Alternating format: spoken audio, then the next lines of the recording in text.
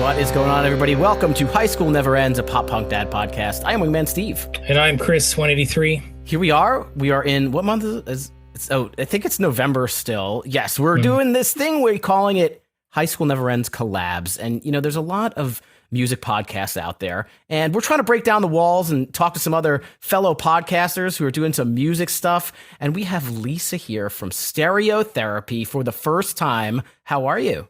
I'm great. And again, thank you so much. When I got that message, I was like, yes, because as much as I have podcasts, I don't listen to too many. There's very few. But I remember a while ago, I followed you guys and I'm like, I love what you guys do. So I'm really happy to be here. So do you follow because you like pop punk music?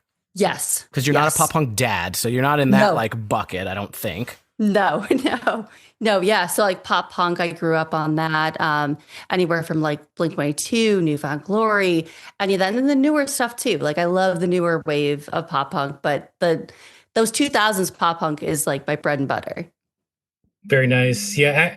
Actually, if you listen to the some of the episodes, you'll find that I'm not as big of a fan of the newer wave. However, it depends on what you identify as the newer wave. So look, that's a whole other conversation for a whole other day. But I think this is really exciting to be able to collab with other podcasts and your podcast specifically, because it's really cool to get a different point of view on things. Talk about, how you started the show, what's the main point behind it, and really just get into conversations about the music and whatever else may come up. So with that, I'd like to get into it. But before we do, Steve, don't we have patrons out there? Yeah, we're going to send a quick thank you to our patrons. We got Tom, Ashley, Jason, Sam, Chris W, Nick, Jeff, Punk Rock Bong, Punkish Dad, and Punkish Dad's friend. Thank you guys for subscribing. We'll give you the information on that later. So over to you, Lisa. Where is Lisa from? I know the answer here because I've listened to your show, but for everybody else who may not have and want to expose, where pop punk home is where? Oh, so if you ask me right now, I would say New Jersey, but I'm originally from 30 minutes from Chicago. So to me, I still say Chicago is home. I may be in New Jersey.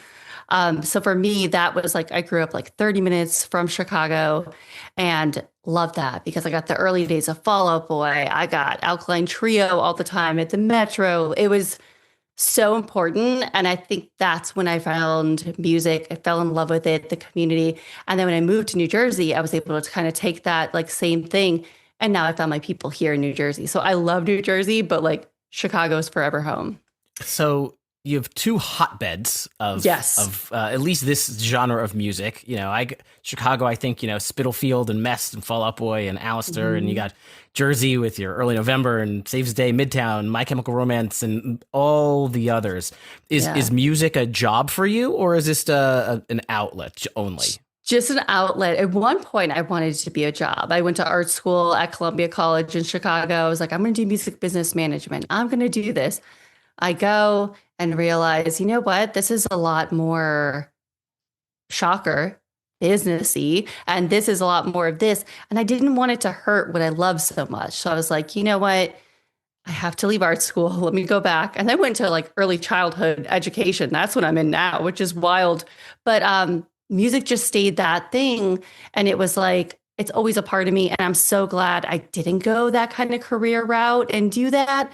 Because I know some, it's great. They can make a career out of it and still love it. But I was just too afraid that it was going to hurt it. That's kind of my dream. If I were to do things over again, that would be such a dream. Chris, if you know our buddies from Port Maria, Steve and Steve, I tried to manage their band when I was in college, and I had no classes or anything. I was just trying to help them, and their band broke up. But I always said if they took off big, I would be like their roadie, and then I would have been in. And I don't know, things may have ended up for the better, for the worse. I couldn't tell you that.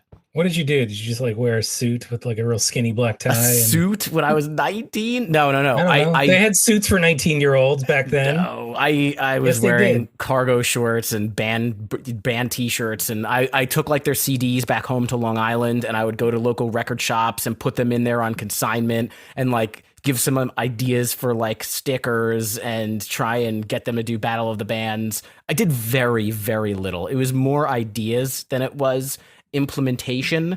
But I like to fantasize that could have been something. Nice. I did a lip sync presentation in fifth grade to La Bamba.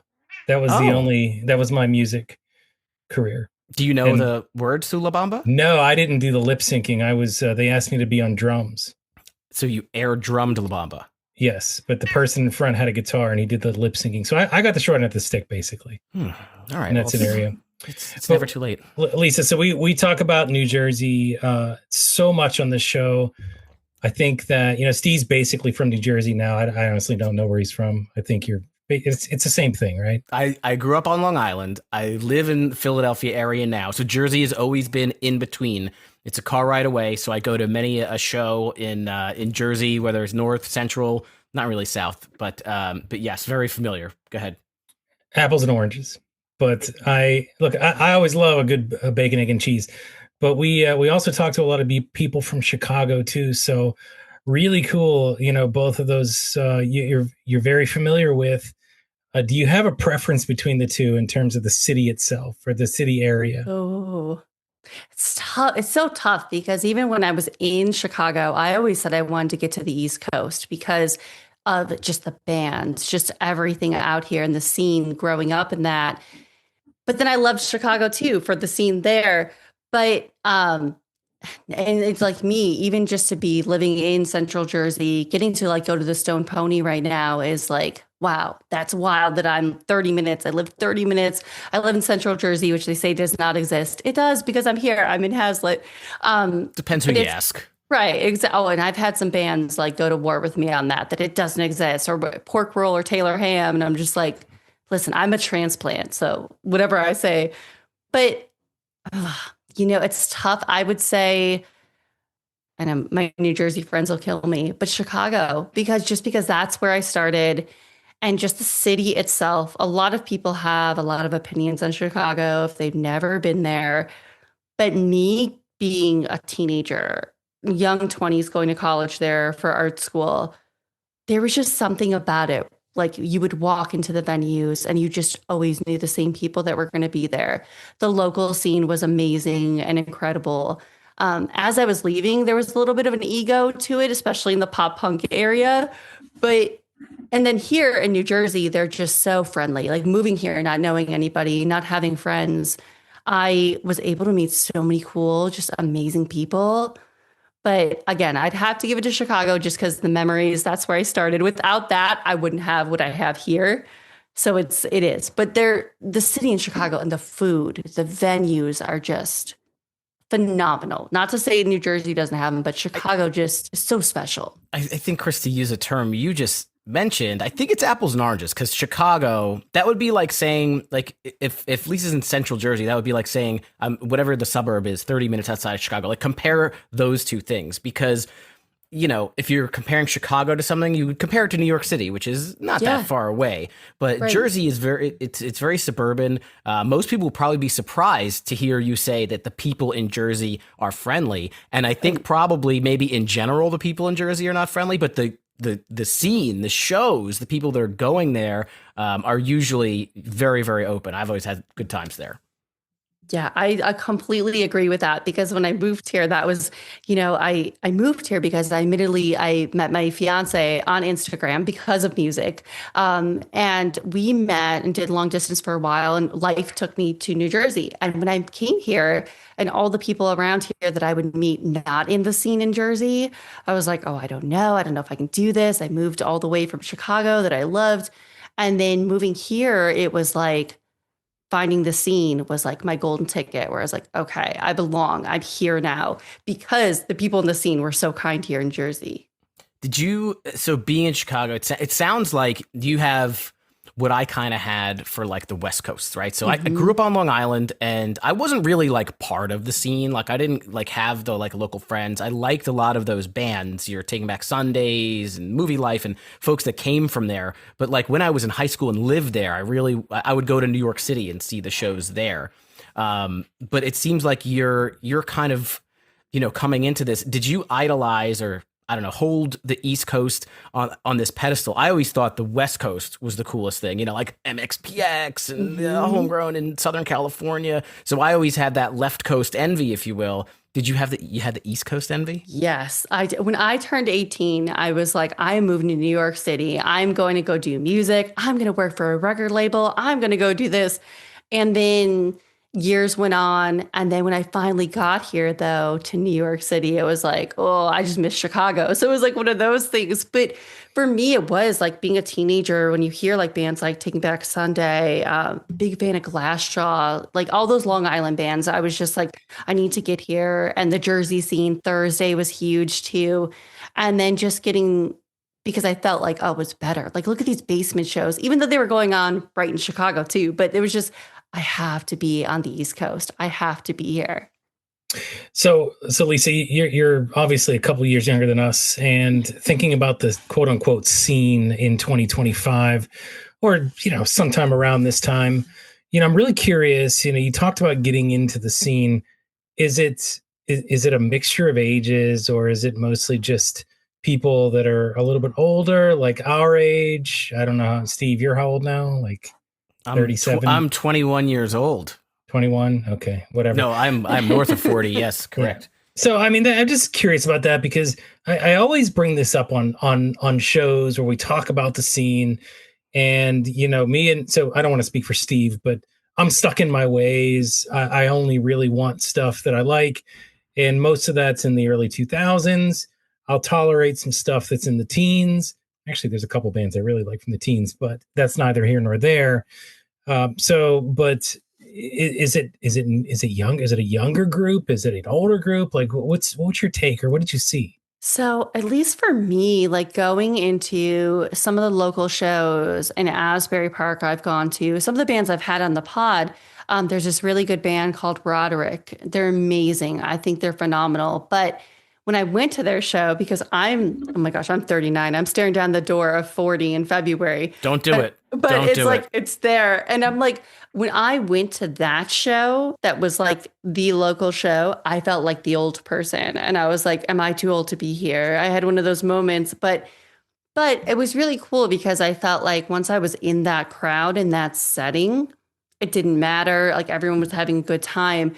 But when I go to some shows in general, like say I'm going to a state champ show or something like that around, I am typically on the older side, but then I do talk to some people in the crowd, and there are some people my age. It's a lot younger. And I think it's also because like things like TikTok and social media, where some people that missed out, they're now getting to be a part of it, or they're growing up on it. And especially like Warped Tour's back. So those people, and when we were young, it's a lot younger. Like when I go to shows and I tell people, yeah, I'm 39, they're like, what? Like, you're still here. Like you're in the crowd, you're doing this. Do you want a cane?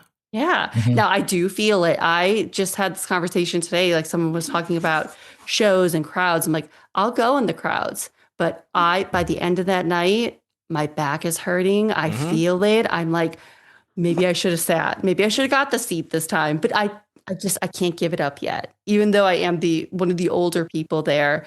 But it's cool to see the younger people go and love something that I loved so much when I was little, like and younger, like, and I still do, but to see them experience it for the first time. And then of course there's like crowd etiquette that they have to learn a little bit, that I've noticed too, where they don't like the crowd surfing and things like that. And I've seen people like flat out laugh at people when they crowd surf and they drop them, which I don't like. I think is awful. So I wish the younger crowds that are going, that are now part of these crowds, put your hands up. Put your hands up. Help them out. And if you want to let them fall, let them fall gently. Yeah, like be respectful. Like it's a lot younger. Like even like I saw, was it last year or the year before? I think I saw Thursday at a place here at Crossroads. It's like a 250. Oh, that's your favorite spot. I was just listening to you talk about that. I was just there for the first time. Oh, it's such a great place and so intimate. And that crowd was so young for Thursday, which was wild to think about. Like they're in Jersey and it's, they're in their 25th plus year now. I don't even know how old Thursday, like it's got to be up there. And the amount of young kids I saw in that crowd, it was just wild to see.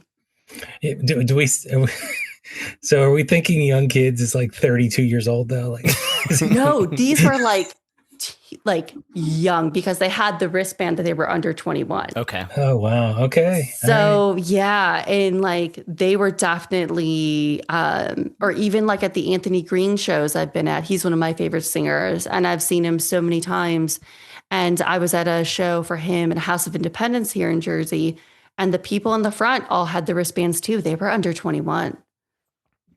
Chris, you got to check this crazy. Crossroads place out. That's where Houston Calls played this past year, and I went for the first time. And it's just like this bar in like a suburb. Like it doesn't even seem like it's a concert venue. Like there's not parking for a concert venue. You got to find a spot on the street, and but there's literally like no bad view in this house. It's not a big venue. It's more of a bar than it really is kind of like a performance hall, but it gives you that kind of that vibe of that DIY old school. And the guy who I went with lives very close to there and was just telling me all these bands that still come back there because apparently I think the owners are very artist friendly and they kind of will, they work with them and they let them do what they want and whatever. I'm sure that there's dollars involved somewhere, but they're very, very artist friendly at this spot. But it's in like a suburb in the middle of nowhere. Like you would pass it if you didn't have a GPS. You'd have no idea it was there.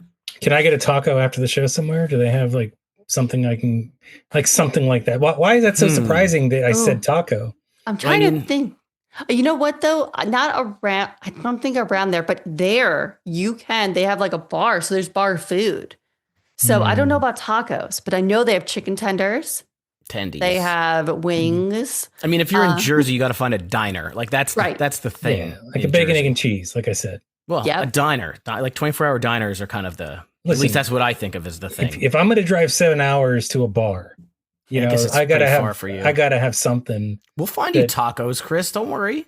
I need to have something. I'm hungry. I gotta eat. Yeah. I'm just trying to plan. Just drink some beer. You'll be okay. I can't. I'd love to. Lisa, it seems like, kind of from going through a lot of your guests on the pod, you do seem very connected to like just local current artists, and I'm just kind of curious, like how it is that you kind of keep up and find new artists. Cause we do an okay job. We try and chat with people on our show that like reach out to us and send us songs, and then we make friends and then we support them. But you seem very kind of like clued into a lot of bands that are like active but not giant names. So how do you keep up with that?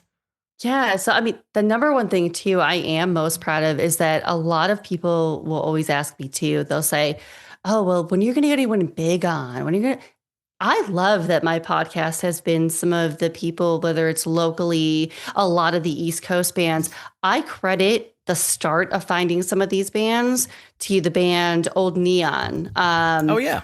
We just talked to them. We talked to those guys. They are so kind. I had Zach on when I almost started the pod, and everybody would say no to me, like, because we were a new pod. And I understand that. Like, there's ways people want to come on a pod or not.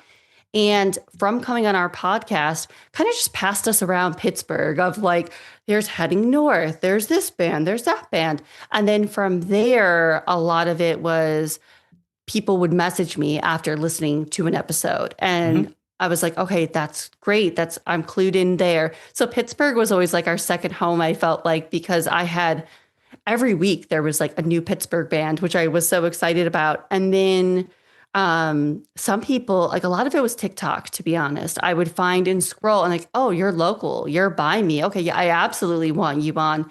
And then there was a band I just had on, Mike of Dogfather, who's from Jersey. And I randomly saw them open up for I Am the Avalanche. And I was like, okay, one day I got to have you on. Life happened. And then randomly I was just like, wait, we follow each other. We haven't done this yet. It's the end of the year. Let's do this. But a lot of it is online connection, or if I have a band on and they just say, hey, I liked your episode. I like what you're doing. Let's connect. And I noticed that's where the East Coast is really cool, because East Coast, they are just I don't know what it is about the scene. They're just so in tune, want to help each other out so much and kind of support that. Like I've had so much support from those bands here. And honestly, way more than like my friends back home in Chicago. I'm still like trying to get some bands from Chicago that I knew locally, like on. No dig if they're listening at all or anything. But it's like there's a weird, just not weird, but just such a passionate for the bands out here in the East Coast that are just such a tight knit group of people. So that I credit them so much. And it started with Old Neon. Did you hear that, Steve? Pittsburgh, Pennsylvania. Lisa said the magic word in Chris's ears. If you just if you praise Pittsburgh, Chris is happy. I'm happy too. That's like my second city. Have you been to Pittsburgh? I come visit you all the time, buddy. You do. I do not. I visited you one time. Yes. I need to go there now. I feel I'm like I need to go here and see this place that I've had all these bands on from. Well, I would recommend coming whenever the Four Chord Music Festival comes back, because I think we have a mutual friend, and Steve from Something in the Wilderness podcast. He came and hung out with us at the Four Chord Fest, and it seems that each year we kind of are growing our little friend group there at Four Chord. So you're certainly invited. It'll be a fun time. Oh, I wanted to go this year. And then it landed on when I was like, there was like a baby shower announced. I'm like, well, now I can't be the jerk to not go to this baby shower because I'm going to Four Chord. I wanted to go. So that lineup was so great. And that's on my bucket list because again, there's When We Were Young, there's Warped Tour. I'm like, yeah, but my bang for my buck at Four Chord and all these bands that's closer where I can drive to, I'm in. And they're an independent, like no shade at Warped Tour coming back, and no shade at When We Were Young, because they're doing really cool things, and I haven't been to them recently, but they seem awesome. But Four Chord is it's an independent festival that, you know, just a small group of people are putting together outside of Ticketmaster and Live Nation, and doing it all boots on the ground. And they support the live music. They love the city of Pittsburgh, and the bands that the festival cultivators follow, they invite there. Like, you know, Patent Pending is there every year, and you know, there is a contingent of kind of, you know, local bands. So and then this year we had Blink-182 and Jimmy Eat World. You know, I mean, that's an Alkaline Trio. So that was fantastic. It was a star-studded cast this year. I'm sad for you that you couldn't make it, but I know that they don't want to top it, but they want to do something just as special next year. We'll see what that means, but it's definitely worth the time and the drive. Even the secondary bands, like I was into, I'm a big fan of Hot Mulligan. I'm a big fan of several other secondary bands were there. So really good time, except for by the end, my legs really hurt really bad. They really did. Because you got to stand. Concern. Yeah. That's the only concern I have about now going to a festival. I haven't done that in a long time. And I'm like, if I'm at a show after 3 hours and my back hurts, I can't imagine a festival right now. You could just lay down on the ground. No. So this particular venue, though, Chris, we had a chat about that, where they have like baseball bleachers, where if you need to go sit down, you can go sit down, you know, at any point in time. You can, but there was this guy laying on the ground too, so you can do that. I mean, that's a personal choice. You can do that if you'd like, but you know, you can sit comfortably in bleachers if you'd like and still see the bands. So talking about your podcast a little bit more, Lisa, when you have these bands on, you talk about things like what do you talk about on your show for those that aren't familiar with your show? So we are a podcast that showcases the importance of music and mental health, but more so the intersection of music and mental health and how music is that catharsis. Whether you're a musician, you are just a lover of music. A lot of us listen to this music because it does help us through difficult times. And we all know a song when we're really going through something difficult. If we're happy, we're sad, or there's music on. So I invite guests on to share, and I kind of open the door too. I never just keep it of, tell me your mental health story, because like some people aren't down for that. And I respect that. But it usually just starts with how they fell in love with music, where their journey started in their music, whether they're a fan or a musician. And then we go into like, how is songwriting a catharsis? How is that helping you? How is it when you play on stage? Is it a different catharsis for you? And the number one thing I'm so proud of is that we've had so many male guests, because in the beginning, everyone's like, you're doing music and mental health. I don't know about that, like how mental health and that topic is. But the amount of men that I have that come on and are like, yeah, we want to share, like songwriting helps me so much. It helps me process emotions more than anything else. And that's been so cool to like get these conversations with people and kind of create differently because there's music podcasts all out there right now. And it's like, how can I do something that I'm really passionate about in music and bringing mental health awareness and glue them together? And it's like, we all have used music to aid our mental health. I can't, I can't agree more. I mean, even when I think back to like when I was a kid, the typical thing that you think of when people say, oh, I'm a sad emo kid or whatever. I mean, it really always is tied to something that's going on in life, and a song that either you want to listen to help you feel worse or make you feel better or anywhere in between. So I applaud that. I think that's awesome that you're getting artists to talk about it. I would love to hear, if I can give you like what I would love to hear an artist talk about their mental health. I want you to have Max Bemis, because and now that I'm older, like we'll go back and Chris and I will like deep dive albums, right? And we look at the lyrics in particular, and we'll be like, man, what is this person thinking when they wrote this? What is this person thinking 20 years later when they're singing this song over and over and over? And I think about that, and I would love to kind of hear stories from those folks. So it's really cool that you get to explore those conversations. Yeah. Oh, Max Bemis, somehow, whatever way, he follows our show now. I don't know how he found it. I mean, I've been following him forever, and he followed me. And I'm always like, you know what? I don't know. I'm like, I don't know how I approach that. I'm always one of those people too, when they're a bigger artist, you go in their DMs, or do you respect the process and go to their PR agency, go to their manager? What do you do? Because yeah, he would be amazing to talk to about that stuff. I would love to talk to Max Bemis, and I guess when we approach those things, we kind of we walk that line. There's a nice little trick that I like where I'll send the DM and I'll be like, if it would be more appropriate for us to go through your management, please give us that information. So at least then you give the option, because we also have done that same thing where we're kind of DMing guests and just chatting with them. Some people are like, yeah, let's do this. That's fantastic. Steve doesn't let me send the messages because I would be like, hey. ... What up? You have full access. You have full access to the Instagram. Be on the show? You can do whatever you want. You want to do the show? Sometimes that works, though. There's sometimes where I'm always that person. I know there's this podcast, Emo Kids Anonymous, and Rob runs it, Rob and Amanda, and he is that guy to go, hey, ... And the amount of people that he has gotten by just doing that versus like my whole, oh, I want to be professional, I want to be respectful. And I'm like, yeah, if I do that, hey, ... I might be left on red. Like, I don't know, but it works for him. But I will say, someone I just recently got that it's happening and it's locked in so I can talk about it is Sincere Engineer. I got Deanna, and it was from TikTok of just being like, I think I commented under somebody and I just said, oh, I would love, but I've been trying and my DMs aren't being read or something like that. And they tagged her and she comments underneath and was like, I would love to. And was like in my DMs of like, and I said, again, like, how would you like to go about this?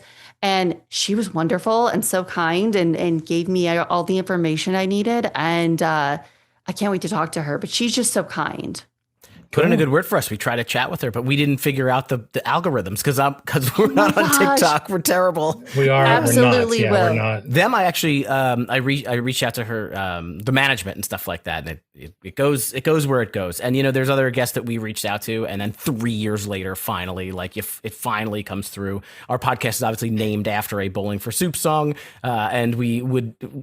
Jarrett Reddick was always kind of one of those bucket list guests, and it took a lot of time. Just because he's busy, he's got a million things going on, but eventually came on and it was fantastic. So we keep trying, you keep trying, and it's always fun to have this. I mean, with Ryan Key, it was just a couple messages, wasn't it? Like we just got lucky because he listened to the show. It's funny. That was a random one. Yeah. He listened to the show where I think I may have bashed a couple of his songs, or maybe he didn't listen that much into the show. And I was like, do you think he listened to the whole thing or just like snippets of it? And we had him on. He was like, "Yeah, Chris, I understand you didn't like that one." So he did, but he still came on the show, and he was a great guest. So I mean, That's maybe awesome. it was just by luck we got him. But I guess that's how those things work sometimes. Yeah, and it also So, depends on the platform. Like you said, I mean, there is a lot going on TikTok, and we don't necessarily have the bandwidth to be on there, and we're not. But there's probably some stuff that we're missing between that and obviously Twitter X, whatever you want to call it, has somewhat declined in its viewership. So there's a little less going on there. But we're just trying to do what we can do and put out a fun show for the folks and talk about pop punk music. are you saying that we need to do more TikToks? I mean, I'm not signing up to be the guy who's doing TikTok. Ugh. No, but I would just say that if we were super active on TikTok, there may be some more opportunities that we could stumble into. Probably. Do you want to do that Four Non Blondes TikTok that everybody's doing now? Oh, yes. I thought that one's done. Dude, I have no clue. I still see it a lot. I saw the I listen to the Howard Stern show quite often, and they were recreating that TikTok, and then I forget her name. Who's the main front Perry? person? Perry? She shows up Linda and Perry? she says, so sorry guys, that's dead. So that just, to me, that's the only access I had to it. I guess I said, okay, I guess it's dead. Oh no, it's everywhere. It's It is everywhere. everywhere. It's not good, man. Like I don't know why that stuff is out there. My daughter uses CapCut, which is like TikTok for kids. That's it. We talk about mental health that affects mine. I have to turn it off because I don't like that. But that's why I don't have TikTok. Do your kids do CapCut or TikTok or both? They were doing a TikTok my daughter was home from college. Her and my other daughter did a TikTok the other day. I have no idea what they were doing or what that was about. Like I'm just totally confused. Ugh. I don't know. It's just not my thing. It's not my thing either. It really isn't. Like I told someone, if I could just have somebody do the TikToks and do that, that would be great. But I don't want to. I want all my hands on my podcast, whether it's the editing, the promotion, the booking, everything. But it's TikTok is one of those things. And it's a lot of brain rot too. When you're scrolling, I have to catch myself and be like, just post the clip and then just walk away because it's tough. Oh, yeah, that's why I got rid of it because I couldn't stop scrolling. I'm like, I'm done. This is wasting too much time. Yes. So not wasting time, obviously, is listening to both of our podcasts. Haha, there's a segue, but I want to know, like, how do you go from just a person out there living in Chicago, living in New Jersey, and deciding I'm going to do this, I'm going to do a podcast? Like, what? I don't like inspiration. I don't Origin really, story. Like, I just want to know when you decided to do it. That's all. Yeah, so yeah, Stereotherapy actually was like a blog, kind of online magazine for a while. And then I did like the Tumblr stuff when that came. And then I realized I'm not really a good writer, but I love music. I am not good at doing all this. But and then I gave it up for a while because I was just really frustrated with the music scene and just even like the treatment of women in the music scene and just the egos and just, I'm like, this isn't what I love music and I love the scene and I don't like this competition. I don't like all this. I don't want to go through that. So I gave it up for a very, very long time and Stereotherapy was like dead. And then after COVID, so yeah, 2021, I just randomly saw a bunch of podcasts up and I was like, you know what? I'm here in New Jersey now. I miss doing music. What's a good way for me to get back in it? Let me look up, how do I do a podcast? And the first run of my podcast was so awful. It is no longer up because I did not know about microphones. I did not know about just editing. I was editing on I think it was Anchor for like Spotify. That's now Spotify for podcasters and things like that. And I really didn't know what I was doing. And I was also doing it with the wrong person. And you learn really too, who do you want to do a project with? So then I took a break. And then, so at the end of 2021, I was like, I'm going to try it again. Let's go. Let's practice, take time. And then I realized what I learned. And I was like, okay, I have something here. There's guest here. And my only guest to ever say yes was Cody of Goalkeeper. And I love Goalkeeper. And them at Old Neon, when they said everybody would say no, and I was like, okay, again, I have a guest. And I realized that like podcasting was really fun and that I can, one, again, do it on my own after having a co-host that it didn't quite work out so well. And learning the hard way too of that I want to have all hands on deck of the editing and the name and everything. And it's really important to me to make a podcast that I would want to listen to. So it was like, I would want to make sure, what am I making, taking the time, and just fell in love with it in 2021. And then, so now, yeah, I'm 2025. So technically it's been 4, but really 3 because I started it and stopped. But it was just seeing other people do it and that I didn't have to like be a writer because I just really sucked at that so bad. So when you stopped and you started again, you said you learned things. What did you learn? Oh, I learned, well, one, again, that if I wanted to do it with a co-host, make sure it's someone that I trusted with things, because that was a whole long story I don't need to get into, but that was like just like business partners. You want to make sure you're with somebody that's great. And then I learned to take your time. Do not rush episodes out. Don't think just because you are doing it weekly, if you have an episode that like needs some extra TLC with audio, or make a good product. It's not quantity. You have to make sure it's quality. And then learned how to edit because I didn't know what I was doing. And then I got Audition. Taught myself Adobe Audition. How do I do that? And then because like I have this mic now, but I started on this little, which I tell everybody, like a $40 microphone stacked on books. So it wasn't on a table, and just did it in the corner of my little townhome for the first part. But I also learned the importance of research when you have guests. When I get a guest, I'm researching what old interviews have they done, whether it's written or YouTube, or audio. What haven't they been asked? What have they been asked? And just really get to know them before they step in. And that was one thing I was like, wow, I learned a lot. And that's how I want my show to be. And just also that like, just because you see other people around you too, maybe getting bigger guests, or you may think they're getting ahead, to always just do you, because that's not important. That's outside noise. Remember, you're doing this because you love it, and don't focus on the numbers, because that was really hard in the beginning.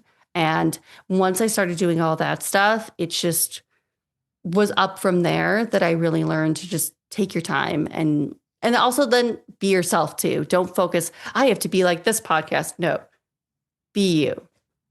Do you find, considering that stereotherapy has, kind of a message behind it or a sentiment behind it, when you're talking to somebody who's in a band, who's, writing music, playing music, all 3 of us are not musicians. So we don't relate to that. I play the trumpet. You used to play the trumpet. I used to play the saxophone, but we're not musicians. But do you find that like how do you kind of toe that line between talking to a band member and talking about their project and their music, and then kind of transitioning into mental health? Because again, these are people that maybe you've listened to some previous stuff, but you don't always necessarily know where the line is, or what you should bring up or shouldn't, and that can be a subjective decision. Like how do you kind of navigate that?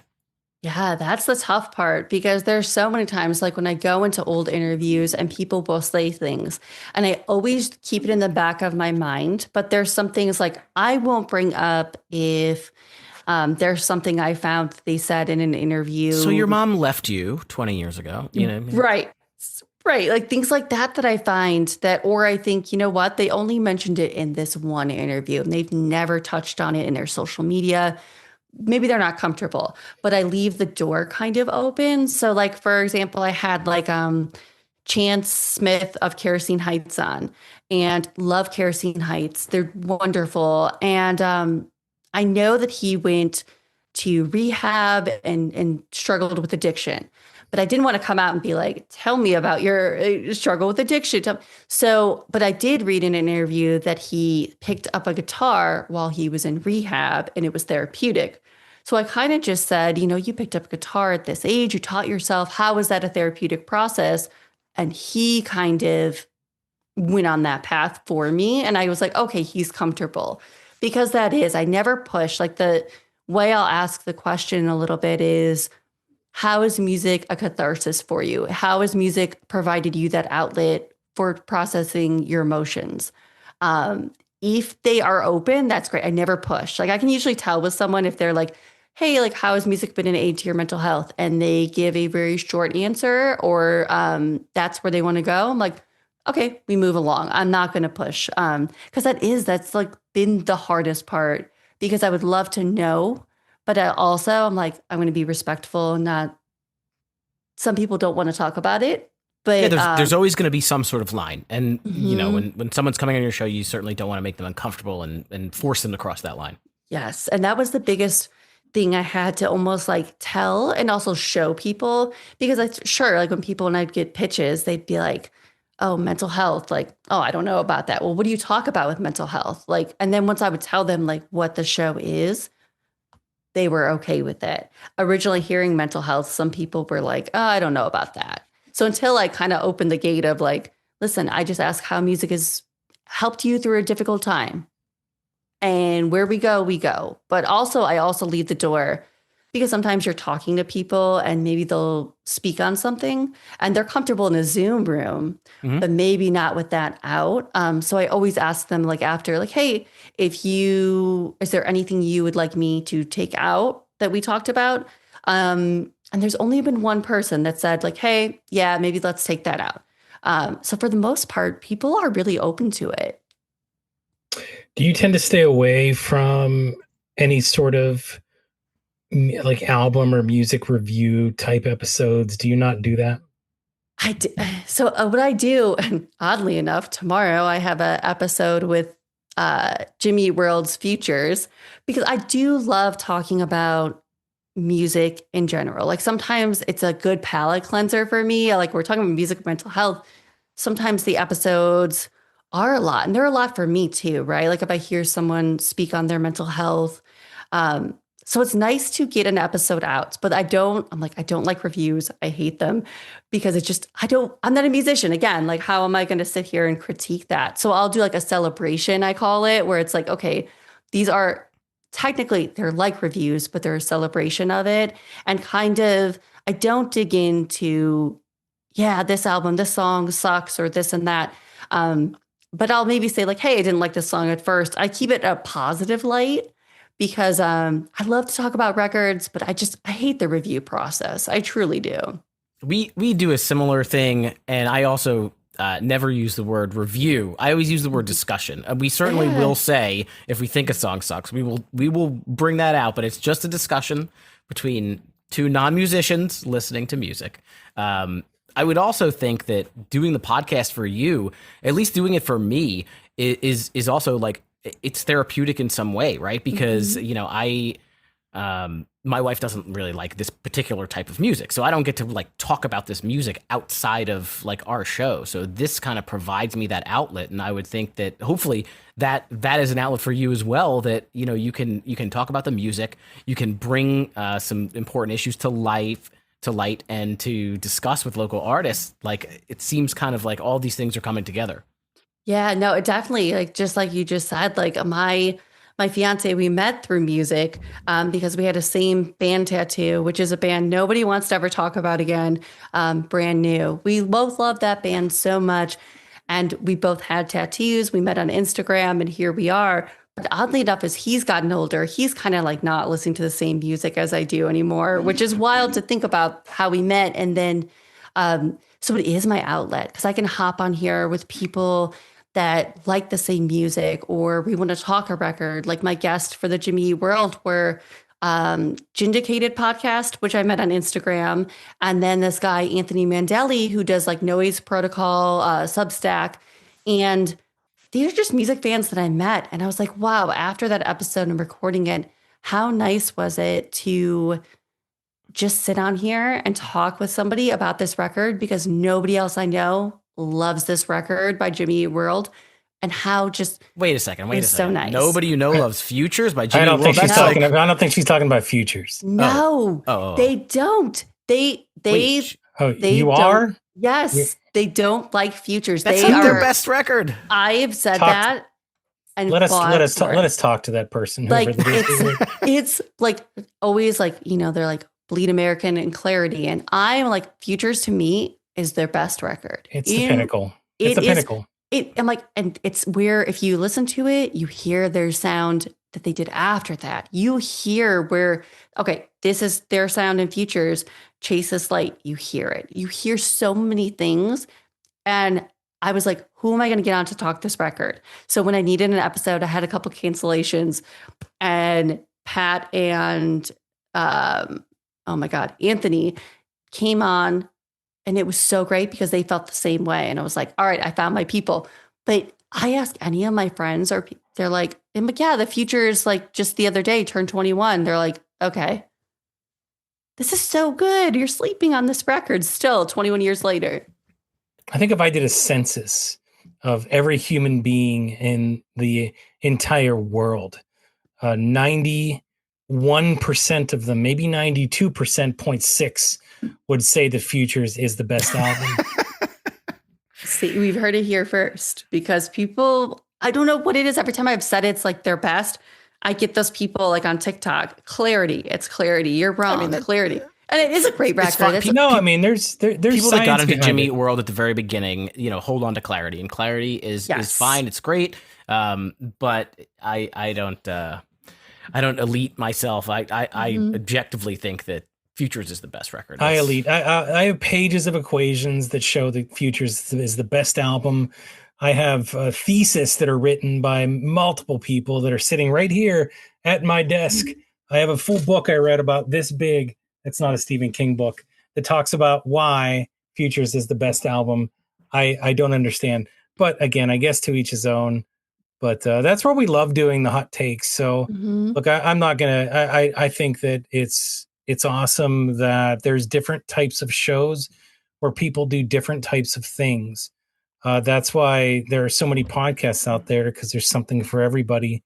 Us personally, like, we enjoy the debates. Like, there's nothing I like better, even before this show, than getting together with people and arguing about things. Like, that makes me feel good to do that, especially when I'm the winner of that argument. And generally, which of course you always are. Yes. Yeah. So that's anybody who can beat Chris in an argument, please come on the show. But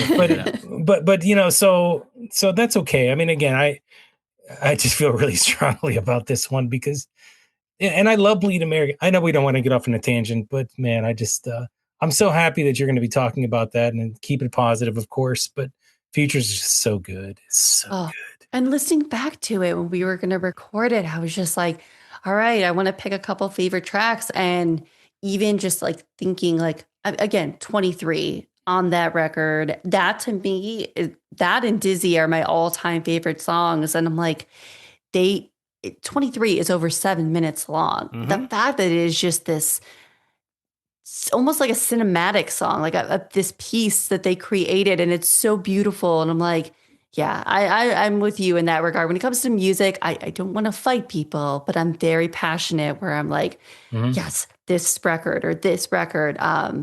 Yeah, I could do that all day. Chris does want to fight. And I mean, Night Drive and the cinematic behind that. That's not like real fighting. I mean, I'm not going to. No.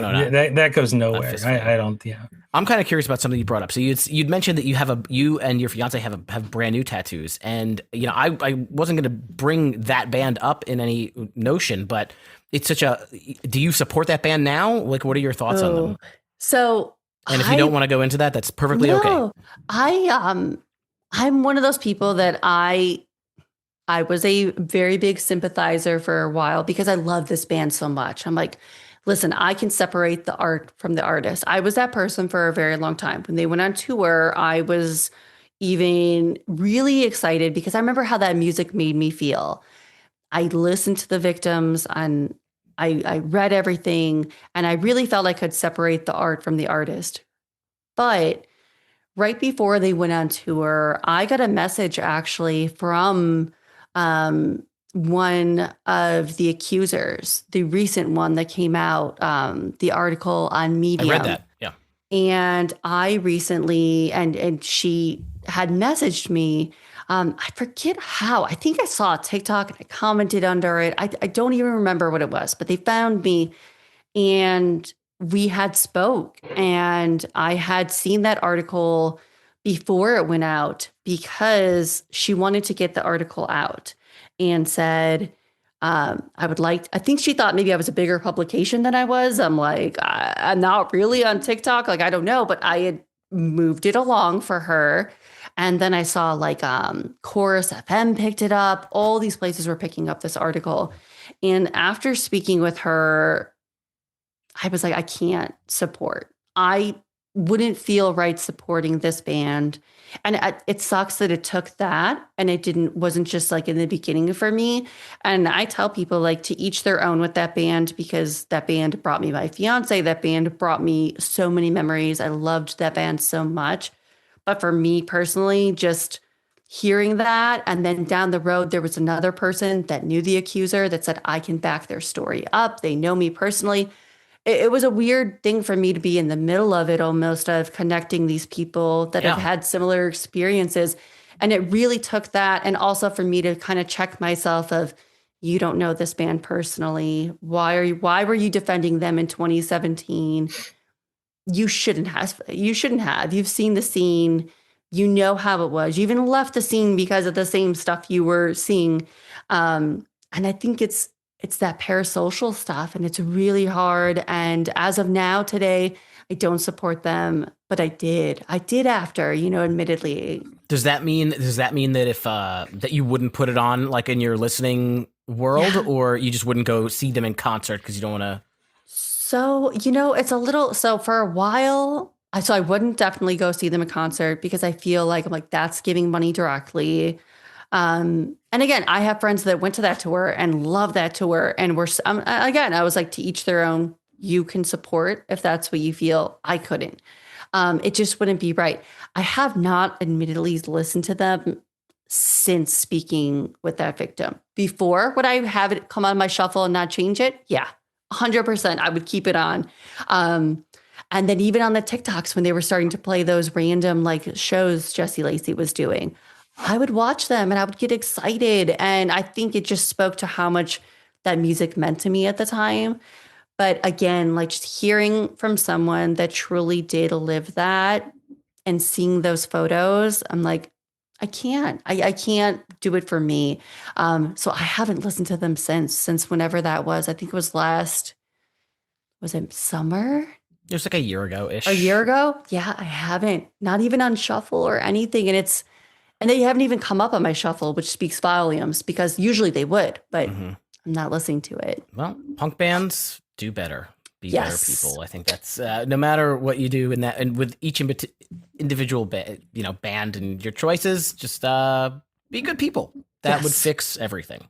Yes. How about Taking Back Sunday? Like the other side of it? They okay? You like them? You know what? Taking Back Sunday, I loved them when I was a teenager.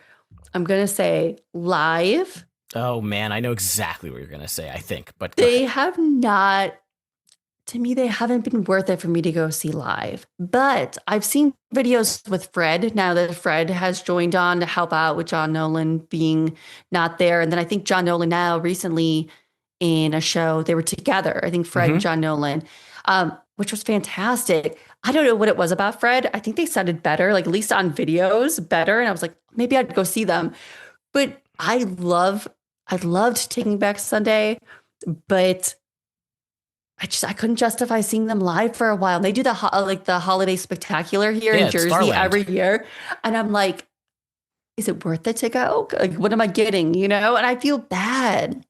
I will tell you the holiday spectacular that they did. I'd have to check my nerd spreadsheet, but I think it was 2 years ago. It was the first time that Stray Light Run opened for them, and I was a big Stray Light Run fan.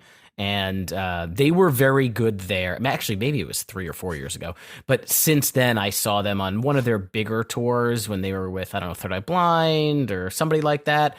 And they're just not good. And it has nothing to do with Fred or John. It's all Adam. Like he is, somebody said in our Discord server, drunken Captain Jack Sparrow, butchering his own songs to his own beat.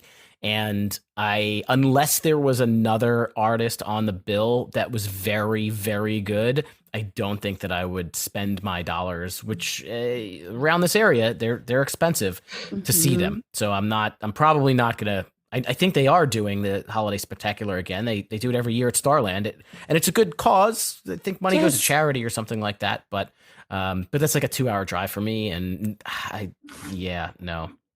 No, I used to call it that. It was like drunk karaoke. I said if I go see Taking Back Sunday, and it does like again, it would probably take a good. But even I will say, like, who did they? I think it was Coheed Cambria. And it was Taking Back Sunday. They played here in the summer at the PNC. And I didn't go because I had other plans. But even then I was like, I probably would have came later because Taking Back Sunday is opening. Like, and it's awful to say that. Like years ago, I would have been front row, and I was. I don't know. But you got to go just to be able to take it in and crack jokes about if it's bad, how bad it was. Right. Yeah, it was a bit of an amphitheater show the last one or two times that I was like, what are they doing? This does not sound good. Yeah. But to their credit, that last one I saw at Starland a couple years ago, that was good. It was an intimate setting. I don't know. We'll see. Chris, would Taking Back Sunday get your dollars if they showed up in Pittsburgh? I've seen them so many times. I think I've seen them the most times out of any band? Any band that I've seen. I didn't know that. I don't know why. I just happened to always be invited to go to their shows. And this would have been like 2005, 6, 7, like in that time frame. Yeah. Like 5, 6, 7. But I saw him climb so many times that I don't really know if I need to see him climb anlimore. I don't think he still does that. I think he still does that. I saw this one on Long Island where he climbed such a high scaffolding and was upside down, hanging from his legs with a cord around his neck. I was like, Taking Back Disaster is going to be the headline on the news day the next day. But he was fine. That was entertaining back in the day, but that's a long time ago. He does CrossFit. He does CrossFit. He can do that. Adam does CrossFit? I don't know. But he's probably in much better shape than me. I would fall immediately. I couldn't get all the way up there. Nope, too old. Absolutely. Yeah, no, so not happening. Before we get into our final segment of the show, we want to. I just want to ask you a couple questions just to get to know you a little bit better and to see. And I don't. I'm not going to make this a negative exercise. So instead of for some of these saying thumbs up or thumbs down, we'll just say thumbs up or not for me. How about that? So are you for Blink 182, are you a Mark or a Tom person? Oh, Mark. Thumbs up. That's equivalent of thumbs up, by the way. That's incorrect, but that's okay. There's more questions. So there you go. No, it's fine. Steve's a big Mark fan too. So New Found Glory, thumbs up or not for me? Oh, thumbs up. New Found Glory.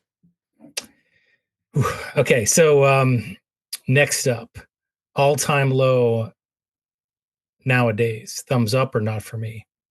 Oh, it's not for me. Not for me, only because I don't know. I don't know the last time I listened to All Time Low, to be honest, like stuff right now. I think they came out with a new album recently, and I did not even check it out. Yeah. Okay, MGK, thumbs up or not for me? Oh, man. It's okay. You know what? I'm going to say thumbs up because I truly do believe him coming to the pop punk and everything is what kickstarted everything we're seeing now with the resurgence. When he came back and some people were happy or not happy about it, I truly think he kickstarted the resurgence, and not him specifically, like his music, but bands seeing that and like, we need to come back or something like that. I'm going to say thumbs up for that because we have a resurgence here. We do. All right. But I don't listen to him. I don't listen to his music, so I don't know. This is going just fine, Steve. This whole thing. It's going really well for your opinions, your personal opinions. I'm sweating. I'm sweating buckets. All right, it's last one. and then we'll go to our last segment here. Weezer, thumbs up or not for me? Oh, thumbs up. Okay. Feel better. Feel better now. Chris is See? a very, very, very big Weezer fan. Oh, they're just such a classic band. And I remember growing up just seeing and hearing them all over my alternative radio station and being like, what is this? Seeing them live. You have to see them live. So good. You do, and I did. And it's some of my favorite shows that I've ever seen in my life. So I am with you 100%. Thank you for being a sport. Steve, do you have any before I move on? And is there anything you'd like to know? Thumbs up or not for me? No, I think you covered it. Bowling for Soup. Too cheesy? Thumbs up or not for you? Oh, thumbs up. Okay. Thumbs up. So All right. good. How about Okay. Simple Plan? Actually, that's one that people get elite about. Ooh. You know what? If teenage me, you were asking, would say thumbs up right now. Thumbs down. I don't really listen to Simple Plan anymore, but I appreciate and respect the heck out of that band. Fair enough. She Check out their didn't even- documentary. You'll appreciate it. It's Yes. a great documentary. She didn't even say not for me. She said thumbs down. She just went right for it. That's That okay. was a shutdown. Here's the last one. Good Charlotte, thumbs down or not for me? You know what? Just because they were such a gateway band to me, but thumbs down. I didn't like the new record, and I felt like they should have just. I felt like it was a little bit cash grabby with what's going on right now in the scene. It wasn't for me. It had like one good song on it. Yes, agreed.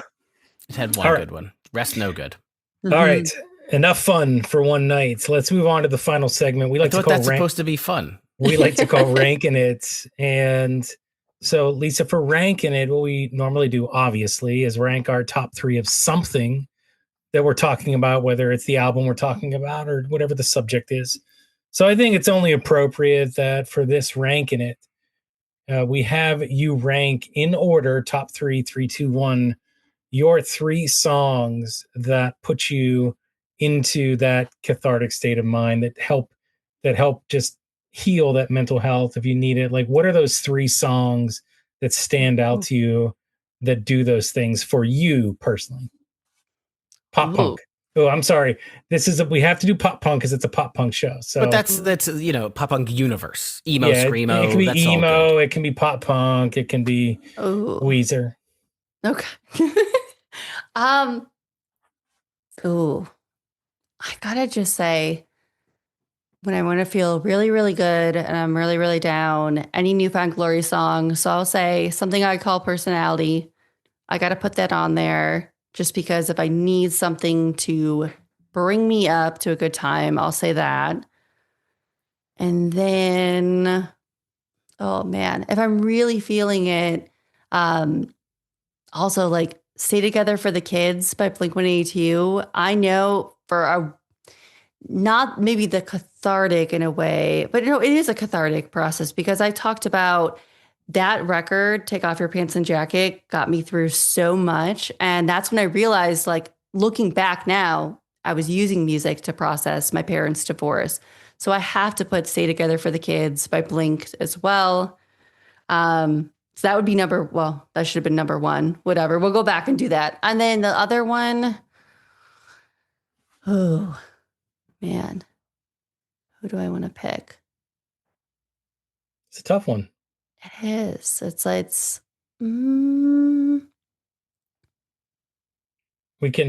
We were asked the question while you're thinking. We were asked the question recently, what's the song that gives you all the feels? And I feel like I answered it incorrectly. Like I couldn't think of what I wanted to say, and it was just the wrong.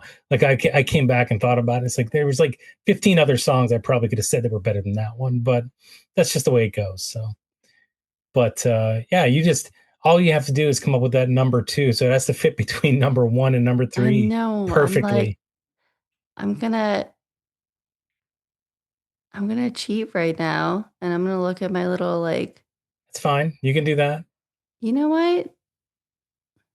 If it's Everybody Hurts, I get it, right? I use that one too. That's not pop punk though. REM's not emo You know either, I what? don't think. We're gonna say it's not. Oh, I gotta go.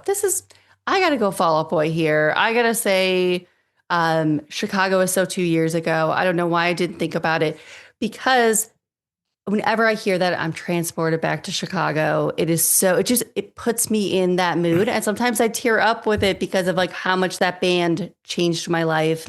Yeah, I gotta go Fall Out Boy. I think that's my favorite Fall Out Boy song as well. So Yeah. 2 years ago. Love Steve, what song gives you all the feels? Well, I think the conversation that we had was a song that gives you the chills, like physically makes the hairs in your arms stand up. Okay, I took it different, but yeah. So what about the feels? Um, uh, it's a pretty cheesy, like, fast pop punk song, but the song "Rooftops" by Mest, it really gives me the feels because I feel like I'm in a very specific happy place that nothing could go wrong, and the lyrics up on the rooftop listening to punk rock, that one gives me the feels for sure. I'm sure there's a million more. That's the first one that popped to my head. Yeah. So I can't say "Everybody Hurts" by REM because I played it when the girl broke up with me in high school. Yeah, but that gave you feels. That's okay. Well, no, she didn't break up with me. I never actually dated her, so Oh, yeah, fair enough. made me feel like everybody hurts. No, I don't know. I thought you were going to say Constantine, honestly, because isn't that like one that gave you the feels? Constantine gives me feels because of how good it is and because of the pacing and the piano and the way that it builds. I wouldn't say that it makes me kind of feel emotion in the story of the song. I don't know if that all makes sense, but that's kind of how I feel about it. It doesn't give me the chills, but it's a song that is, 10 minutes long that I would be happy to listen to on a long drive or at almost any point in time. But I love it. Yeah, absolutely. Well, thank you for being such a good sport with ranking it. And Can I do a bonus rank in it? You can. I want to throw it in top 3 Chicago bands. That one should probably be easy. Can you use Chicago as one of them? Ooh, Chicago top 3. the band. Top 3 Chicago bands, maybe right off the bat. I mean, I gotta go Fall Out Boy, Alkaline Trio, and then this is where it gets tricky because there's so many good ones. Because I love Mest. I want to throw them in there, but in Spitalfield. And you know what? I'm gonna go here. Not really emo, not really pop punk, but Smashing Pumpkins. They are like so important to me falling in love with music and my path. I gotta throw them on there. That's awesome. I knew that one was going to be easy for you for sure. Yes. And, oh my gosh. So this has been fantastic. Thank you for sitting down and chatting with us. Tell people where they can follow Stereotherapy, your handles, all those things, anything that you want to plug and send people to. Yeah. So we our podcast is new episodes every Tuesday. We just started video, so that we're on YouTube. So it's just Stereotherapy Podcast on YouTube, but audio mainly. So it's just on Apple. We're on Spotify. All those audio things. We are there. We are on there. Just Stereotherapy. You'll see our little logo with little headphones. You can't miss it. And then if you want to find us on Instagram, we're just Stereo Period Therapy. I don't know why I did the period because I'm like now people like it's annoying when I type out my link tree and stuff. But we are there. If you just head over to Instagram, TikTok as well, Stereo Period Therapy. We are there, and I would love for anyone to check us out if you're into music as a catharsis. And like I said, we have Sincere Engineer coming up. I've got Calling All Captains coming up. We have a couple really cool guests coming up. And then also, like last year, I had Anthony Green on my show. If you are a fan of Anthony Green, that was a bucket list conversation. So come check us out. Awesome. Calling All Captains. I love Calling All Captains. Oh, yeah, they're awesome. So good. And I admittedly wanted them on my podcast when I started it, and I wasn't big enough. I learned that the hard way too. You have to, at the time. And then just randomly I got an email from their PR agent about, hey, what do you think about this? I'm like, I love them. Yeah, of course. So yeah, that's happening later this month. So I'm really excited about that. Awesome. I had their CD right in front of me, but now it's gone. Somebody must have took it. Oh, Somebody's my wife when she cleans that stuff up, there but you that's go. okay. And I want to thank you guys so much because this was so much fun. And I really appreciate you asking me because this is really great. Yeah, happy to have you. Absolutely. And as I said when we started the show, love to collab, talk about different shows that are out there, talking about music. And so we had a great time. Go check out Stereotherapy. Definitely worth your time. I did my research. Lisa, I did my research prior to the show and I listened to your show. So I definitely think you guys, if you haven't checked it out yet, you should. There's some awesome stuff on there. And it sounds like there's some great stuff yet to come. And hopefully you enjoy our show too. High School Never Ends. We're obviously continuously putting out content for you, whether it be the regular feed or on Patreon. Either way, we continue to talk to people and talk about things. So if you have Apple Podcasts and you listen to the show, give us a review. We'd love to know what you think about us and think about the show that we put together. And if you really enjoyed what you're hearing, give us a 5-star review. It helps the show and it makes me feel really good. And don't forget about our shop. We have really cool swag that's still out there. Holidays are coming up. It's a good time to buy somebody a really nice mug. It's a guy like me, right? I'd love to have a mug because mine broke. So I'd like for you to buy me a High School Never Ends mug and or a hat or a shirt or any of the other cool things that are on our shop. You can get there via our hub, which is www.hsnepod.com. Yep. And from there, you can find us on all the socials at HSNE Pod. We have a Discord server, which is free and fun to join. Lots of chatter about music and life. And if you want to support the show, you can join us on Patreon, patreon.com/HSNE Pod. Again, Lisa, thank you so much for joining us. Check out Stereotherapy. We're going to be back next week with an all new episode. Until then, keep on rocking your dad bods, throw up your rock hands, and blast the pop punk.